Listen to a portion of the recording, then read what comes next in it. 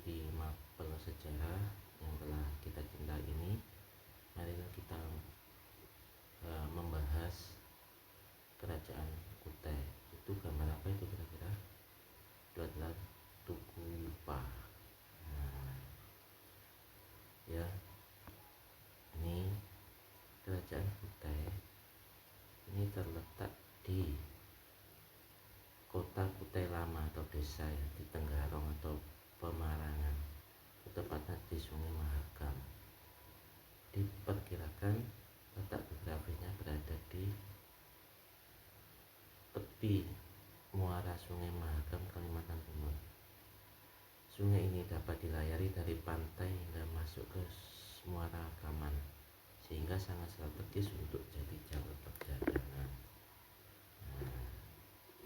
Jadi kemungkinan besar itulah penyebab orang-orang dari tanah India telah hadir di sana meskipun kita tidak berada di jalur pelayaran internasional yang telah diketahui oleh khayalak dunia atau masyarakat internasional. Itu letaknya di Pulau Kalimantan ya, di Sungai Mahakam.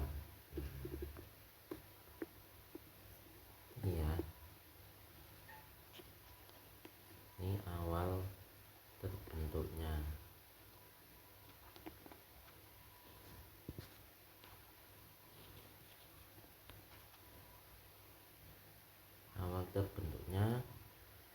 kerajaan Kutai. Pertama kali ini bernama Kerajaan Kutai Martadipura. Awal berdirinya dipimpin oleh Maharaja Kudungga yang bergelar Anumeta Dewawarman. Nama Maharaja Kudungga ditafsirkan sebagai nama asli orang Indonesia yang belum terpengaruh budaya India luar. Nah, sumber prasasti dari penulisan Kerajaan Kutai ini adalah apa itu? Gambar apa? Nah, gambar Yupa ya. Berdasarkan berita yang ditemukan, yaitu prasasti yang berbentuk Yupa atau tiang yang berjumlah 7 buah.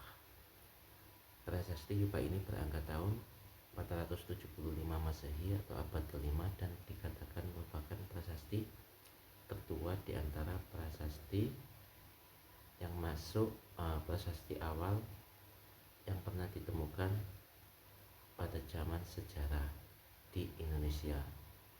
Prasasti ini menggunakan huruf Palawa dan bahasa Sanskerta. Lanjut. Dari ke-7 buah Yupa tersebut, baru 3 buah Yupa yang dapat dibaca, yaitu kenapa? Karena usia dan juga kerusakan dari Tugu Yupa tersebut. Berisi apa? Kudungga memiliki putra yang termasyhur bernama Aswawarman. Sang Aswawarman memiliki 3 putra yang terkemuka, yakni Mulawarman. Tempat sedekah Sang Mulawarman telah memberi sedekah 20.000 ekor lembu atau sapi atau kerbau ya kepada para Brahmana. Masa kejayaan, puncak kejayaan pada masa Mulawarman ditandai dengan adanya upacara kenduri. Corak kebudayaan dan kepercayaan Raja Aswawarman ini pernah mengadakan upacara Vratasyoma, yaitu upacara pensucian diri untuk pengakuan kasta. Kasta adalah sistem pelapisan sosial atau stratifikasi sosial kalau dalam sosiologi pada masyarakat Hindu. Raja Mulawarman kerap mengadakan upacara di atas ya di sebidang tanah yang dinamakan Wavrakeswara, yaitu tanah suci yang dipersembahkan untuk Dewa Siwa, salah satu dewa dalam agama Hindu. Raja Mulawarman kerap mengadakan selamatan dengan mempersembahkan 20.000 ekor sapi kepada para Brahmana yang merupakan binatang yang disucikan oleh umat Hindu, yakni kaum Brahmana atau pendeta. Sistem ekonomi pertanian adanya minyak dan bunga malai, kita dapat menyimpulkan bahwa sudah ada usaha dalam bidang pertanian yang dilakukan oleh masyarakat Kutai. Bunga malai ini kalau tidak salah itu adalah semacam sorghum ya, atau apa istilahnya itu ya, yang sekarang itu untuk makanan burung itu loh.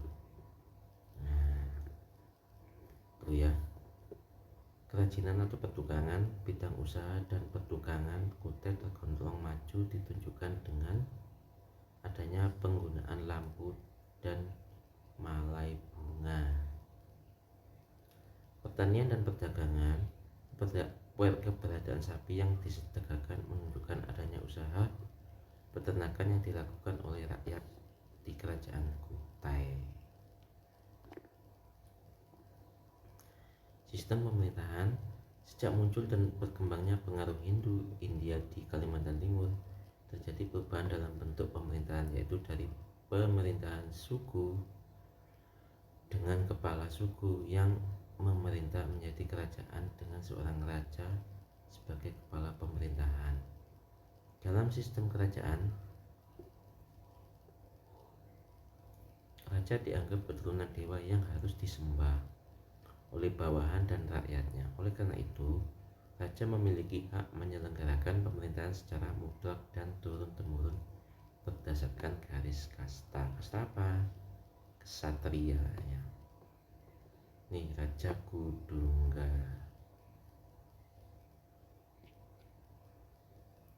merupakan raja pertama yang berkuasa di kerajaan Kutai.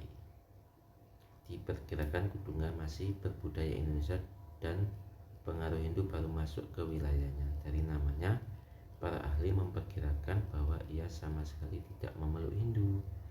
Barulah putranya atau kemungkinan menantunya yang bernama Aswawarman yang menjadi seorang Hindu.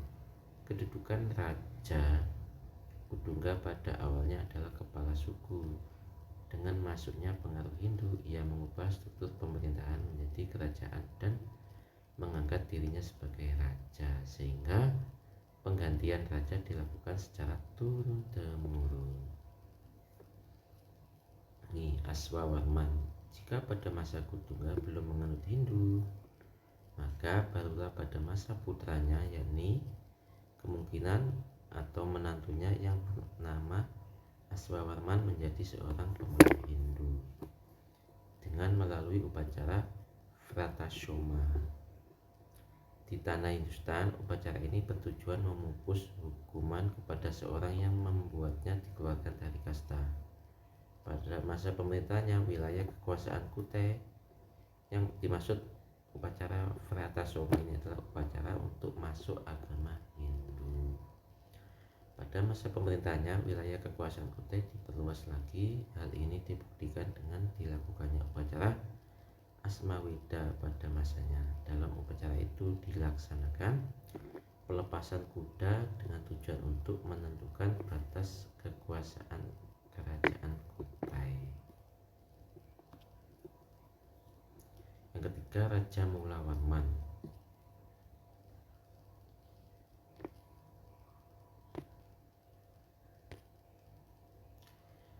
merupakan anak dari Raja Aswawarman yang menjadi penerusnya.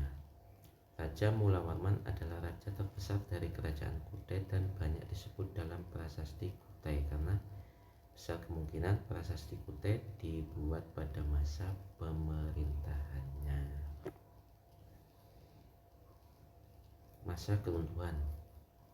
Di dalam sejarah disebutkan bahwa kerajaan Kutai runtuh saat raja kerajaan Kutai terakhir yang bernama Maharaja Dharmastia tewas di tangan Raja Kutai Kertanegara ke-13, Aji Pangeran Anung Panji Mandoko.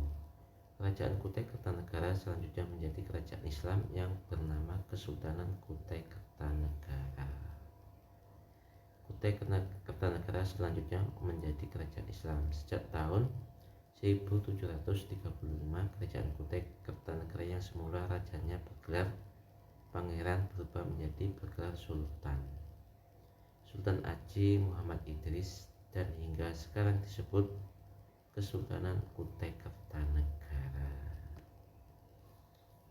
Nah demikian ya, berlanjut ya, salah satu kerajaan yang berlanjut jadi kerajaan Islam, yakni kerajaan Kutai. Demikian, terima kasih, video ini telah dibuat, semoga bermanfaat. Kurang lebihnya saya mohon maaf. Wassalamualaikum warahmatullahi wabarakatuh.